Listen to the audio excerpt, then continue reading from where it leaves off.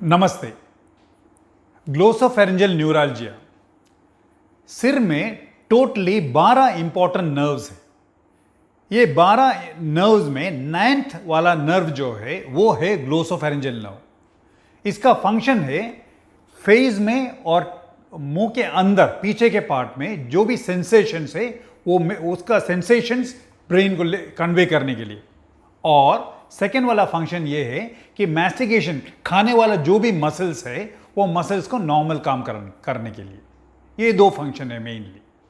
तो अगर जो ये नर्व का एरिया ऑफ डिस्ट्रीब्यूशन में नर्व के वजह से दर्द हुआ तो वो है ग्लोसोफेरेंजियल न्यूरालजिया।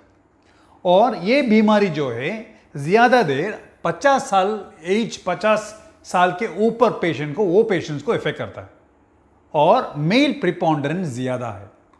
तो इसमें मेन प्रेजेंटेशन पेशेंट का कंप्लेन ये है कि पेशेंट बताएगा कि मुंह के अंदर सिर्फ एक साइड में, जैसा ये पिक्चर में दिया है, एक साइड में मुंह के अंदर टॉन्सिल के साइड में और पीछे sudden onset severe unbearable pain है, वो बेयर कर नहीं पाएगा, इतना सिवियर लैंसनेटिंग पेन है। तो ये पेन जो है ये यूजुअली थोड़ा सेकेंड्स के लिए रहेगा, मतलब 30 सेकेंड्स नहीं तो 1 मिनट के नीचे, मैक्सिमम 2 मिनट 3 मिनट तक जा सकता है। ये एक एपिसोड ऐसा एक दिन में 30, 40, 30, 40 एपिसोड्स दर्द के एपिसोड आता रहेगा एक दिन में। तो एक एपिसोड उसको बेयर कर नहीं पाएगा वो। तो समझो 30-40 एपिसोड एक दिन में। इसका प्रोवोकिंग फैक्टर मतलब ये क्या करने से शुरुआत होता है? तो सिंपल, थूक निगलने से भी हो सकता है, खाना खाने से हो सकता है, पानी पीने से हो सकता है, सिंपल जो भी हम डे टू डे एक्टिविटीज में डेली करते हैं उसमें ऐसा हो सकता है। सिवियर पेन रहेगा। ये है पेशेंट का प्रेजेंटेशन कंप्लेंट। तो अभी पेशेंट के एग्जामिनेशन के लिए वो पेशेंट एग्जामिन छूने नहीं देगा, क्योंकि सिर्फ वो एरिया में अंदर छूने से उसको दर्द होगा। तो जब हम एग्जामिन करते हैं, जब वो छूते हैं तो उसको एक एपिसोड शुरू हो जाएगा। उसके बाद वो कम होने के बाद एक लोकल एनेस्थीसिया स्प्रे नहीं तो जेल देके उसको थोड़ा टाइम बिठाएंगे। उसके बाद उसको वो उसी एरिया में टच करेंगे, फिर वो पेन नहीं आएगा। तो इसमें से ऑलमोस्ट डायग्नोसिस हो गया, क्लिनिकल डायग्नोसिस हो गया। अभी नेक्स्ट इन्वेस्टिगेशन करके डायग्नोस करना है। उसके पहले मैं इसका मेन प्रॉब्लम बताऊंगा कि ये इसमें क्या हो रहा है कि ग्लोसोफेरेंजियल नर्व जो है ब्रेन से, दिमाग से निकल के ऐसा ये रूट आके ये साइड में फुल सप्लाई करता है। सप्लाई ये रूट में शायद अंदर ब्रेन के अंदर सबसे पीछे एक आर्टरी मतलब खून लेके जाने वाला ट्यूब वो नर्व के ऊपर कंप्रेस कर रहा है। तो जैसे घर में इलेक्ट्रिकल वायर्स है, आप देखे होंगे, तो उसमें अंदर वायर है, कॉपर वायर है और बाहर एक कोटिंग है। ऐसा ही है नर्व का भी। अंदर जो है नर्व कंडक्शन मटेरियल्स है, एक्सॉन्स है, और बाहर में एक कवरिंग है। तो ये बीमारी में क्या होता है, जब आर्टरी इसके ऊपर कंप्रेस करेगा, बार बार कंप्रेस करता रहेगा, तो ऊपर का कोटिंग खराब हो जाता है। कोटिंग खराब होके, कोटिंग का ये फंक्शन है कि उसको प्रोटेक्शन देना और कंडक्शन ठीक से लेके जाना। तो ये उसका कोटिंग खराब हो गया, कंडक्शन ठीक से नहीं होगा और हैप्पैजार्ड रहेगा, तो उसका प्रोटेक्शन भी चला गया, तो उसको सिवियर पेन रहेगा। तो ये इसका रीजन है। तो इसमें 2 टाइप है, एक प्राइमरी, दूसरा सेकेंडरी। प्राइमरी मतलब उसमें कुछ कॉज नहीं है, मैं ये क्या कॉज है सेकेंड बताऊंगा। तो प्राइमरी में कुछ कॉज नहीं है, बिना कॉज वो जो नर्व है ग्लोसोफेरेंजियल नर्व वो हाइपर एक्साइटेबल स्टेट में है। तो सेकेंडरी में ये कॉज है, जैसे मैंने पहले बताया था, ये इन रूट में ये जो नर्व आ रहा है उसका रास्ते में कहीं ना कहीं आर्टरी कंप्रेस कर रहा है, ब्रेन के सबसे नीचे पीछे वाला। और कभी कभी क्या होता है, ब्रेन से निकल के बाहर आके इधर एक बोन है, स्टाइलॉइड प्रोसेस, उधर शायद वो बोन लग रहा है ये नर्व में। ये 2 कॉमन कॉज है। तो ऐसा रहेगा तो सिर्फ हम मेडिकल ट्रीटमेंट दे सकते हैं, बट सर्जिकल ट्रीटमेंट से ज्यादा बेनिफिट होने का चांसेस है। तो दूसरा क्लासिफिकेशन ये है, तो ये दर्द जो है सिर्फ कान में रह सकता है वो टिम्पैनिक टाइप बोलेंगे, और गले में दर्द ज़्यादा रहेगा वो है ओरोफेरिंजियल टाइप। तो पेशेंट का कंप्लेंट मैं और एक बार बताऊंगा, मुंह के अंदर एक साइड में उसको सीवियर पेन है, साथ साथ में उसका कान का पेन और गले में ऊपर का पेन भी हो सकता है। कभी कभी क्या होता है कि पेशेंट बताएगा, अब डिटेल में जब हम पूछेंगे वो बताएगा कि उसको सिंकोपियल अटैक भी है, सर चकरा के गिरने का चांसेस भी एक बार दो बार हुआ था, वो भी बता सकता है, वो भी एक कंप्लेन हो सकता है। अभी इसका डायग्नोसिस इन्वेस्टिगेशन में, इसका मेन इन्वेस्टिगेशन जो है वो है एमआरआई स्कैन। अगर जो ये एमआरआई स्कैन निकाल के उसमें एक आर्टरी दिखा, वो नर्व में कंप्रेस कर रहा है, तो हमें एमआरए स्कैन चाहिए। अगर जो एमआरआई और एमआरए नेगेटिव है, कुछ उसमें फाइंडिंग्स नहीं है, तो हमें सीटी स्कैन चाहिए। ये बोन एलोंगेटेड, ये बोन जो है साइलेंट प्रोसेस वो है कि नहीं पता करने के लिए, ये मेन। इसका बाकी जो भी है वो ट्रीटमेंट इन्वेस्टिगेशन जो है वो ट्रीटमेंट के लिए हेल्प होगा। अभी ट्रीटमेंट हम 3 करके डिवाइड करेंगे। एक है काउंसलिंग, दूसरा मेडिकल ट्रीटमेंट, तीसरा सर्जिकल ट्रीटमेंट।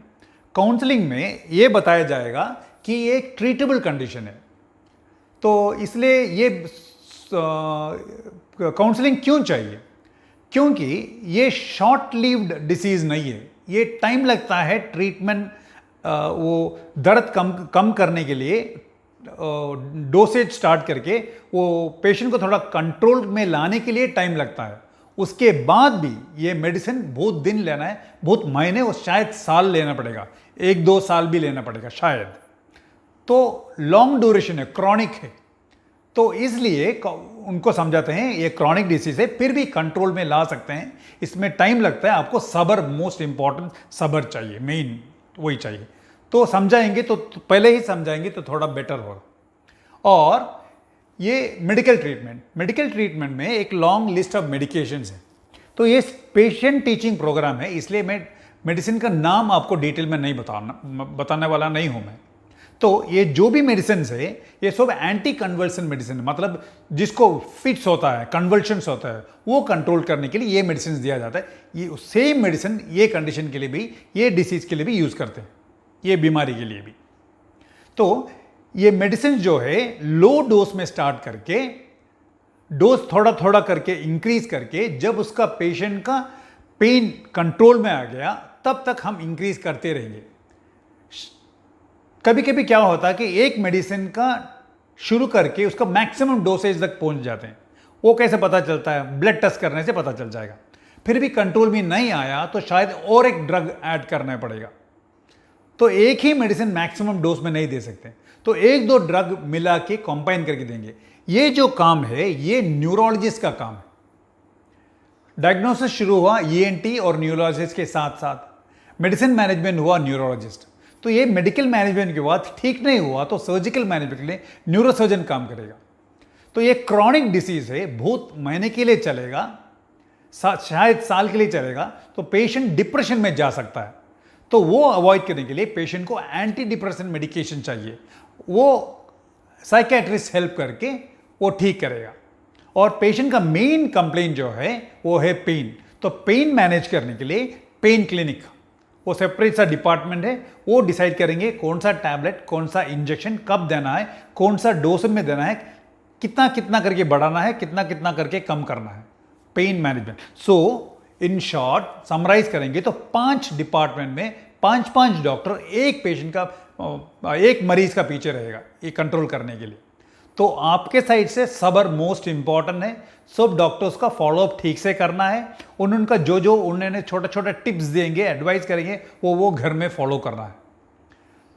अभी दवाई का एक बार मैं दोहराता हूं कि टैबलेट लो डोज से शुरू करके थोड़ा थोड़ा करके इंक्रीज करके एक जब तक कंट्रोल नहीं होगा तब तक डोज बढ़ाते जाएंगे, और जब कंट्रोल होएगा उसी टैबलेट उसी लेवल में हम उसके थोड़ा महीने खाना पड़ेगा, उसके बाद कम कर देंगे। ठीक है।